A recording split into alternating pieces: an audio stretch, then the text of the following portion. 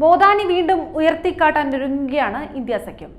ചെറുകിട നിക്ഷേപകരെ വഞ്ചിച്ച് കോടികൾ തട്ടി എന്ന പ്രചാരണം ശക്തമാക്കും. പാർലമെന്റിന്റെ ആദ്യ സമ്മേളനത്തിൽ വിഷയമുയർത്തും. JPC അന്വേഷണം ഇന്ത്യ സഖ്യം ഒന്നിച്ച് ആവശ്യപ്പെടും. മോദി അദാനി വിഷയത്തെ സൂചിപ്പിച്ചാണ് മോദാനി എന്ന പ്രയോഗം കോൺഗ്രസും ഒപ്പം ഇന്ത്യ സഖ്യ പാർട്ടിയും കഴിഞ്ഞ 1.5 വർഷമായി ഉയർത്തുന്നത്. ഈ തെരഞ്ഞെടുപ്പിന് ശേഷവും സജീവമായി ഈ ആരോപണം ഉന്നയിക്കാനാണ് ഇപ്പോൾ ഇന്ത്യ സഖ്യത്തിന്റെ ആലോചന. അതിൽ പ്രധാനപ്പെട്ട കാര്യം ഓഹരി വിപണിയുമായി ബന്ധപ്പെട്ടുകൊണ്ട് അമിത്ഷായും നരേന്ദ്രമോദിയും നടത്തിയ ചില പ്രസ്താവനകൾ ഓഹരി വിപണിയിൽ ഏതാണ്ട് 30 ലക്ഷം കോടി രൂപയുടെ നഷ്ടം ചെറുകിട നിക്ഷേപകർക്കുണ്ടാക്കാൻ കാരണമായി എന്ന കടുത്ത ആരോപണം ഇന്നലെയാണ് രാഹുൽ ഗാന്ധി ഉന്നയിച്ചത്. പ്രധാനമന്ത്രിയും അമിത്ഷായും മറ്റു BJP നേതാക്കളും ചേർന്നാണ് കുംഭകോണം നടത്തിയതെന്നായിരുന്നു ആരോപണം. ആദ്യ പാർലമെന്റ് സമ്മേളനത്തിൽ തന്നെ ഈ വിഷയം ഉന്നയിച്ച് പ്രധാനമന്ത്രിയെ അമിത്ഷായെയും മറ്റു ഘടകകക്ഷികളെയും സമ്മർദ്ദത്തിലാക്കാനാണ് ഇപ്പോൾ ഇന്ത്യ സഖ്യത്തിന്റെ ആലോചന.